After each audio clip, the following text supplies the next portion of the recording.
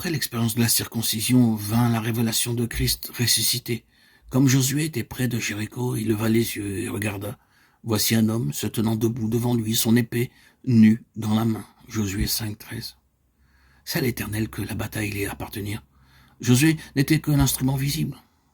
C'est Dieu qui était le véritable chef. Il se tenait là, son épée nue à la main, prêt à l'action. La guerre que Dieu déclenchait par le moyen de Josué était dirigée contre les hordes sataniques cachées derrière les Cananéens. Ceux-ci pratiquaient la sorcellerie, la magie, et plusieurs d'entre eux avaient communion avec les esprits familiers, avec les démons. Ils étaient adeptes de la magie noire.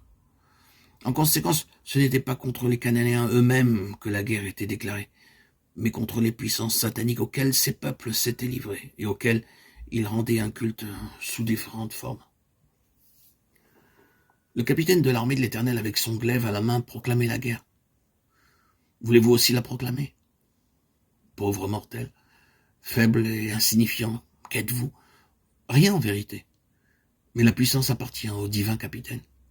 Si vous reconnaissez en lui le chef qui dirige les combats contre le péché, contre Satan et contre tout ce qui s'oppose à Christ, lors même que vous ne seriez qu'un fétu de paille dans vos propres forces, vous pouvez du moins être un obstacle de plus qui se dresse sur le chemin de l'ennemi, qui s'oppose à lui.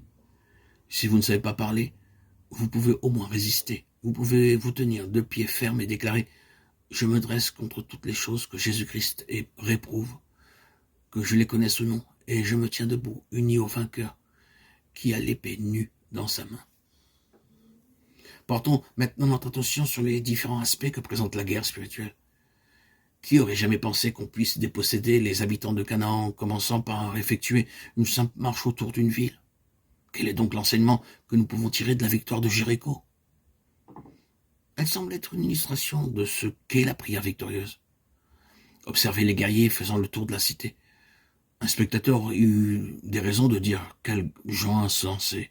S'imagine-t-il donc que les murailles de Jéricho tomberont du simple fait qu'ils en font le tour? » Et pourtant, il y avait une puissance insoupçonnée dans cette marche.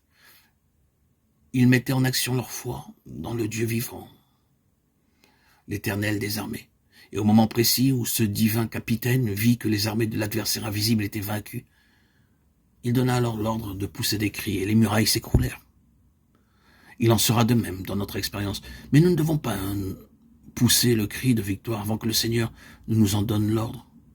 Si nous le devançons, l'ennemi pourra en tirer avantage.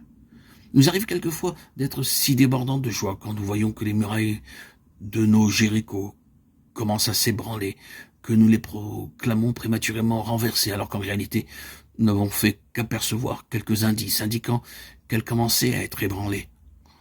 Nous cessons alors de prier et l'ennemi gagne la bataille. Il serait beaucoup plus sage de persévérer et de demeurer dans le silence, afin de ne pas courir le risque de n'avoir pas prié assez. Jéricho nous parle du triomphe par la prière et nous enseigne à prendre une attitude positive de foi en face des puissantes forteresses de l'ennemi qu'elle préfigure.